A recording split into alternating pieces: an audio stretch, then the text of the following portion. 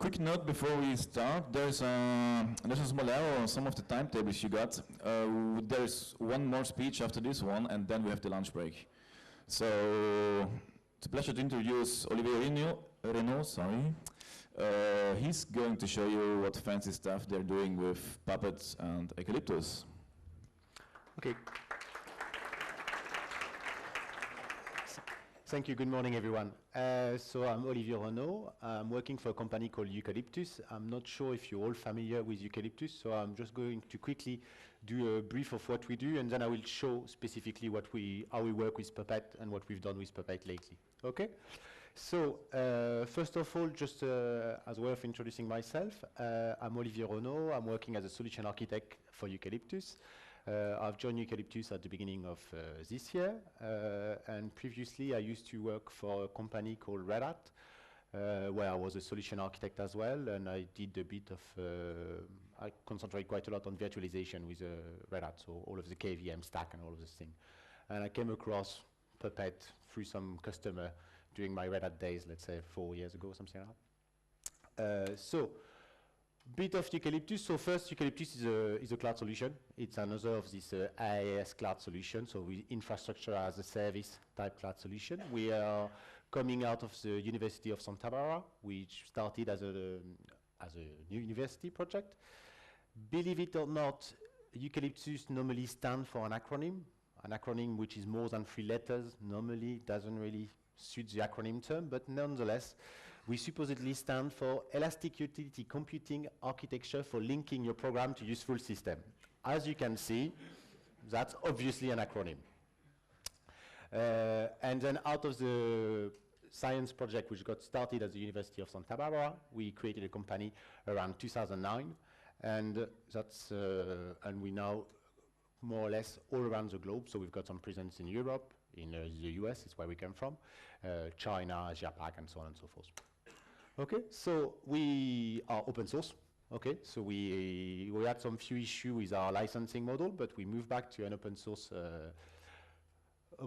license. We're under the GPL license. Okay, we are having an open development process, so on and so forth. We are having an open source community as well, and it's something we've lost with some few issues around 4 years back. Let's say some story with NASA and a new cloud computing project being started called OpenStack. But the community is now gathering some strengths, and we are growing our community quite strongly. So there is a lot of project going around this community, which is quite interesting. So our solution is fairly simple. We are something which is made of few components, and out of this component, our goal is to create an IaaS cloud, okay? So all of these components are effectively here are the infrastructure for Eucalyptus, and then you've got node controller, which are a fancy name to really describe an hypervisor, okay? So our solution is fairly modular, so you can choose to have all of these components on one dedicated server if you need to, or it can be installed on one single server, and then you effectively need 2 physical servers in order to run a small Eucalyptus cloud, okay?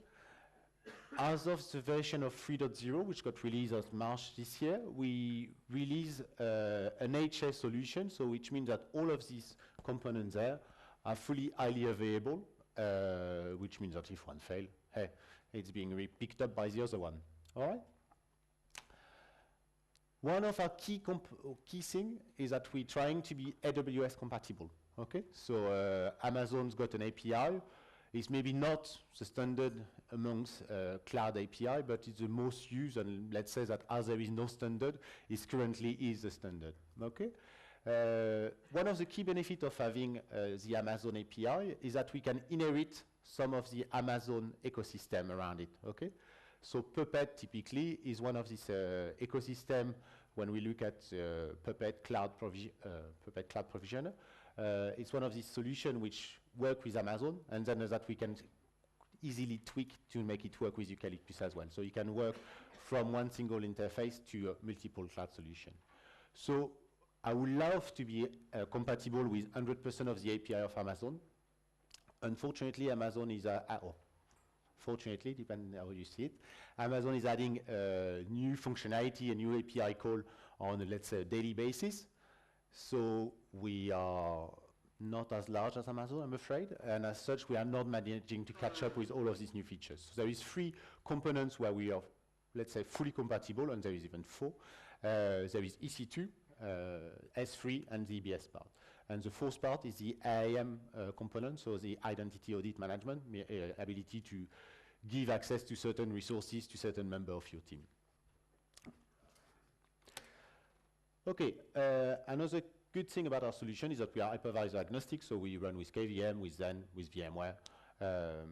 We are looking at adding Hyper-V in the future, but more or less you can choose whatever virtualization solution you want, except maybe the oldest.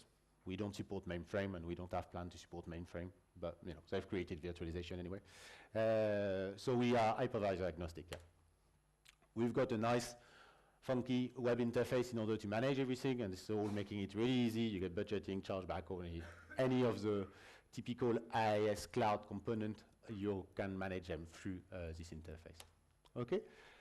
And that's the typical deployment we see in the field, okay? So this is a company called Puma.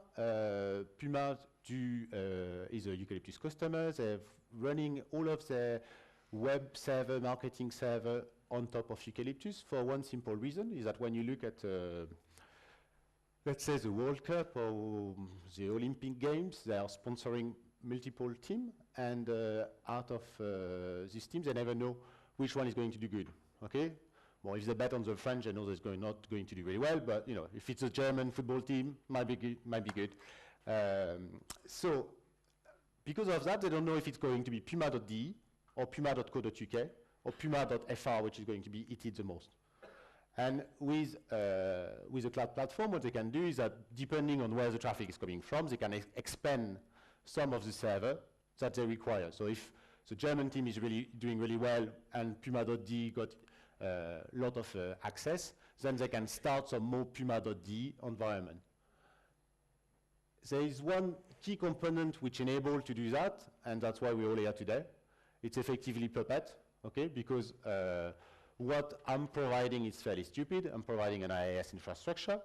I'm providing the ability to start some instances, but an instance without an application or without a role or without a function is pointless. I can, of course, manage to package everything as part of my image, but then in order to maintain it in the long run is going to be really quite complex and quite difficult.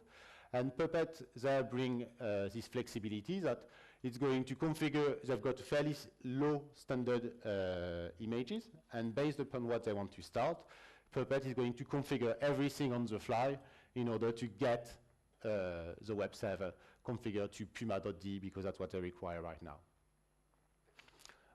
Also, one of the interesting points that discussing with one of the sysadmin was that they mentioned that they don't have SSH access to their servers. And we're like, coming from the Linux world, I'm like, wow, you don't have SSH access. That's wrong. I mean, you know, you need SSH access. And his point was, no, we don't. If we log with SSH, then we've done something wrong.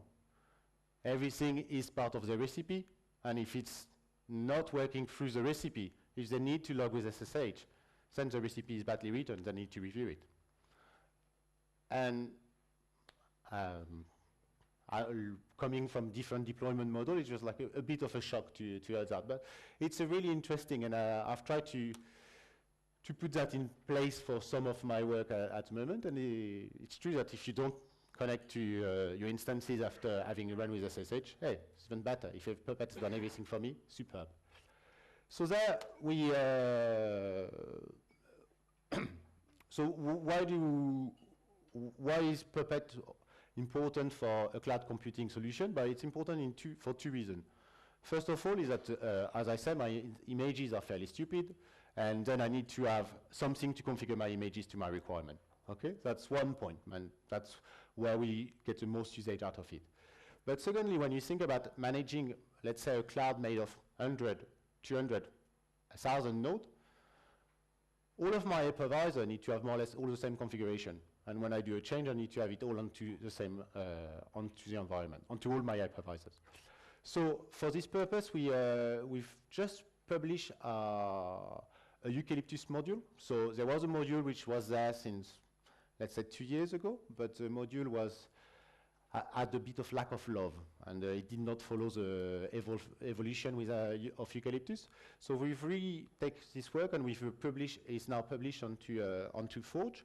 So through this module, you can effectively, within, let's say, minute, install a eucalyptus cloud. So you will be able to define all of the components of your eucalyptus cloud, whichever is going to be your cloud controller, whichever is going to be an hypervisor, and so on and so forth.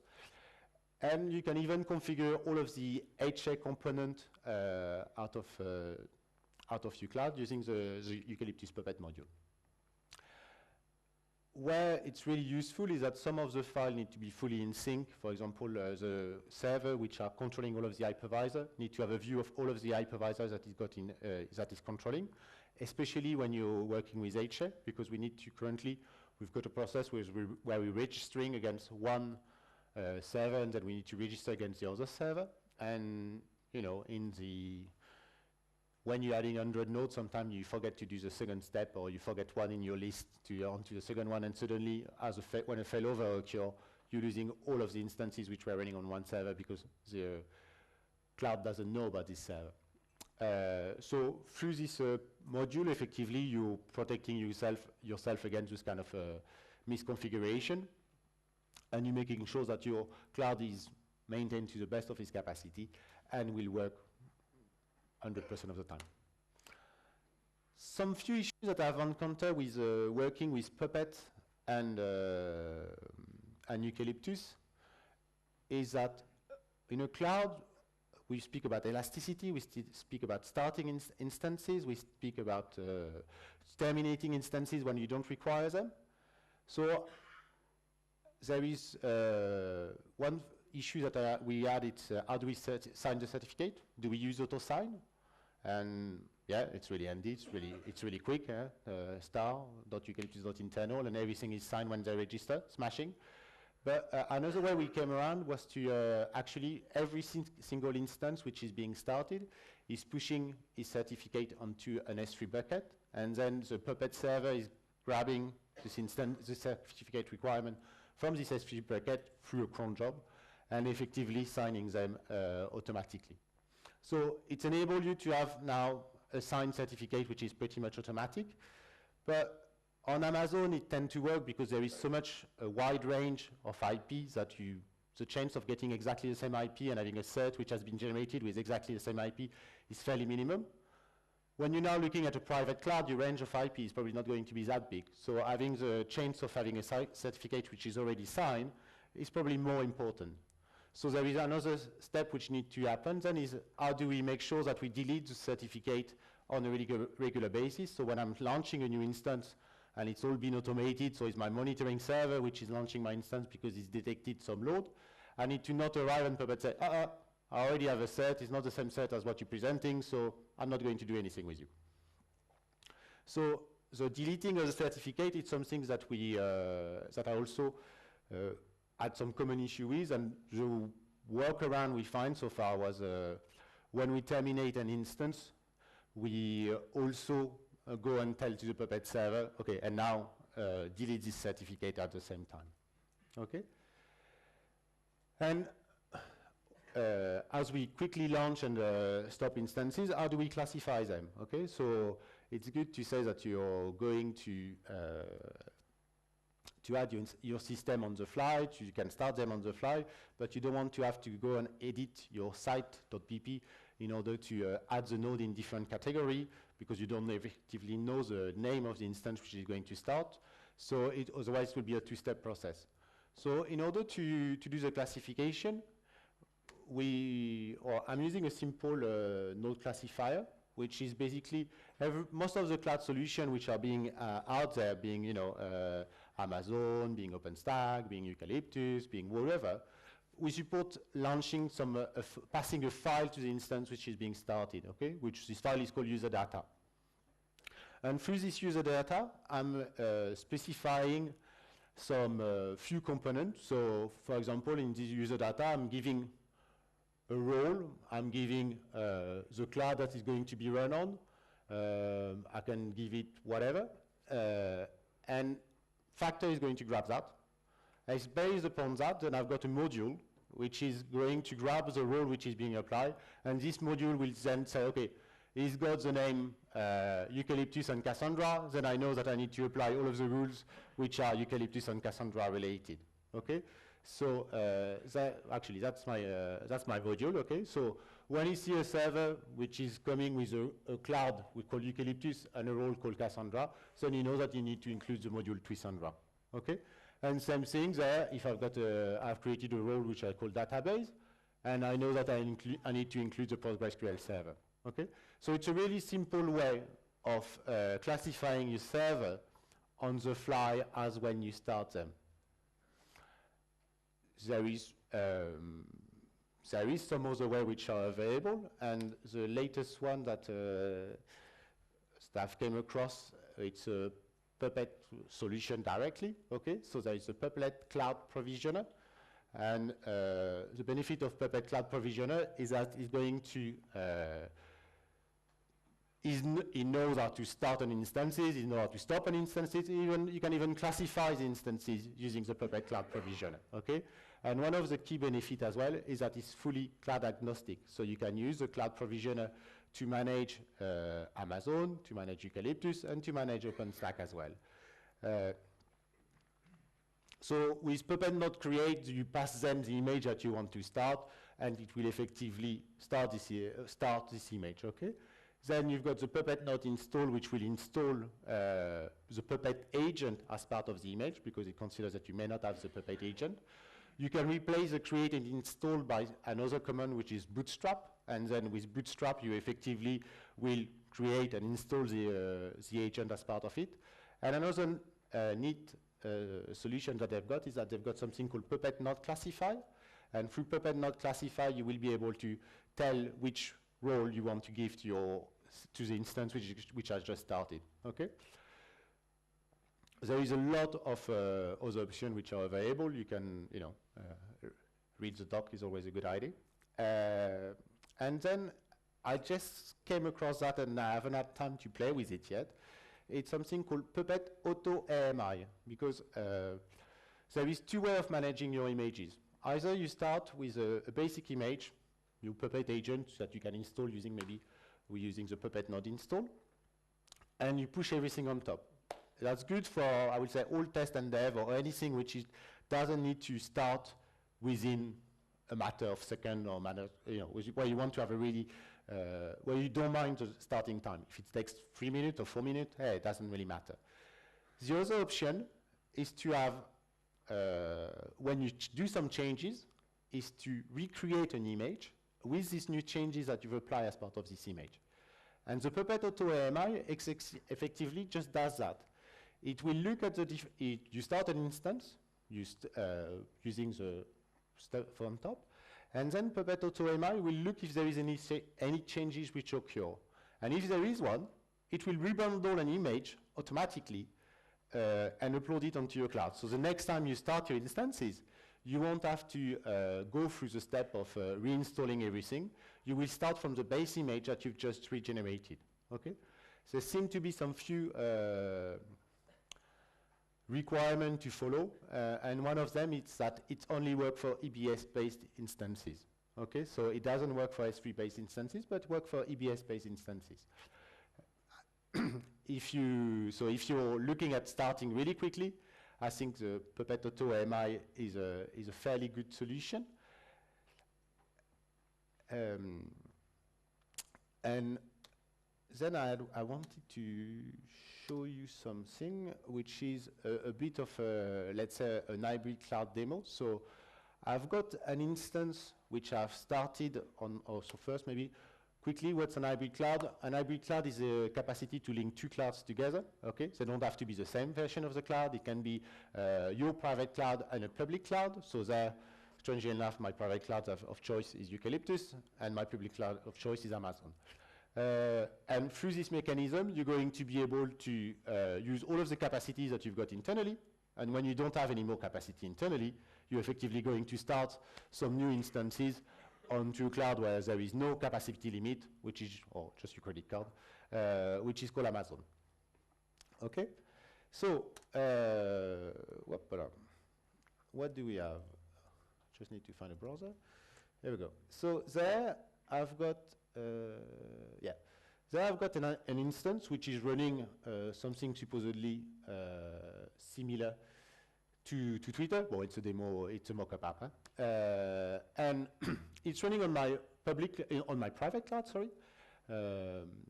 And from here, I can type anything, okay? If now we imagine that I've got some resource issues, so I'm running out of resources as part of my cloud, so there is no more resources or disaster recovery, I can now go onto my friend Amazon, which is that one. Oops, sorry. It's not what I meant to do. Oh, yeah.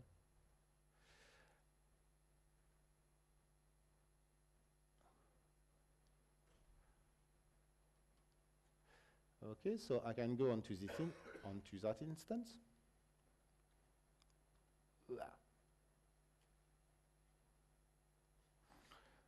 Okay, and can you see that correctly or not really? Yeah. Shift. Going to still increase the font a bit. Shift. Okay. And of course it doesn't move, otherwise it would be too fun. Okay, so let's log on to this instance. I've started the instance before, so we did not have to wait for Amazon starting an instance. There is nothing which has happened to this instance, apart from, I believe, registering with Puppet at least.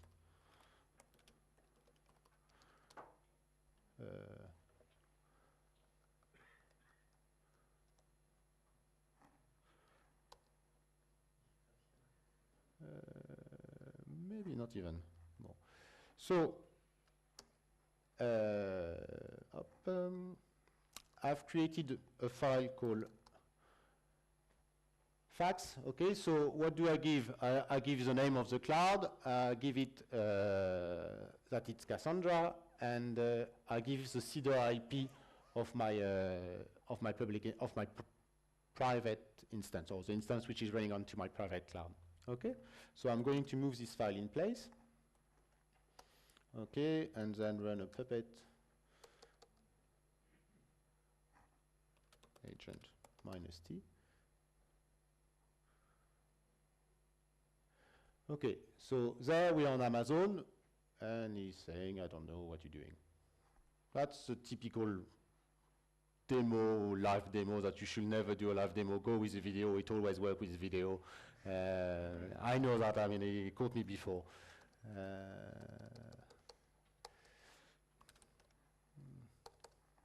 I'm just going to quickly look if I can find the issue, which I believe I've got a vague idea of what could happen. And I want that's the one, yeah. So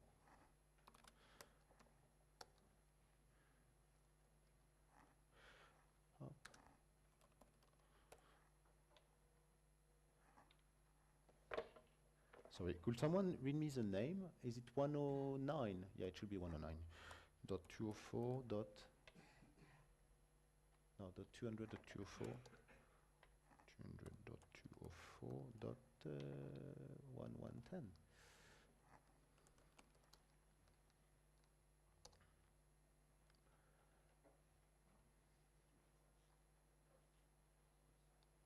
Okay, that looks slightly better. Okay, so there is doing exactly that. So he's grabbing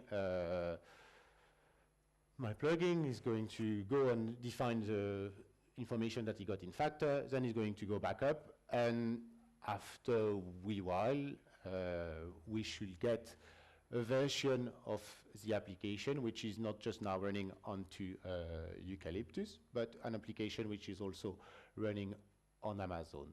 And if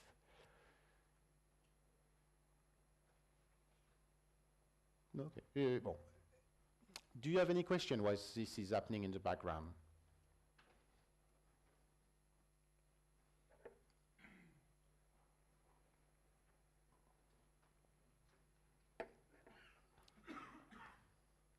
Are you using are you using cloud computing in order to use Puppet already? And what are the way you're doing it? The my cluster and my role Yeah. variables are external load classifier variables. Yes. So the question was where the role and the cluster were classifier node variable, and yes, they are. Sorry. We use Foreman to classify. Yeah. I haven't had the opportunity to, it's on my to-do list yet to play with Foreman. And what are the benefits to use Foreman rather than maybe looking at the Puppet Cloud Provisioner? It's just that you've tried with Foreman before your Cloud Provisioner was available, or? Yeah. Okay. Sorry.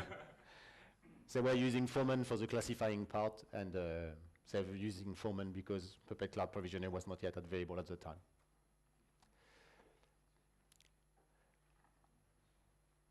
Any other experience of cloud computing with Puppet?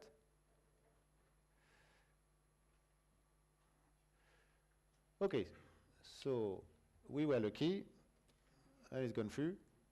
And what's the name of, okay. So, okay.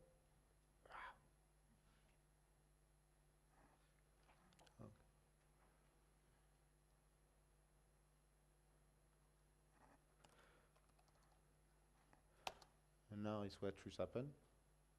And it even worked, okay? So there what we've got is that we've got our public stuff, which is here. I can post whatever I want. And then if I look on the public part, which is there,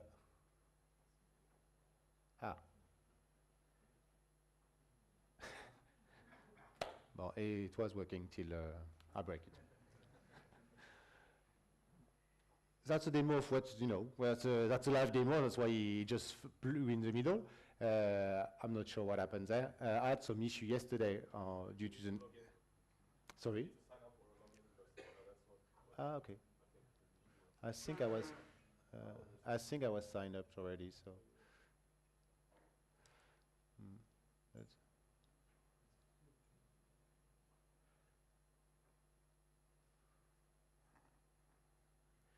Well, anyway, that's the point was to just show how we, through the mechanism of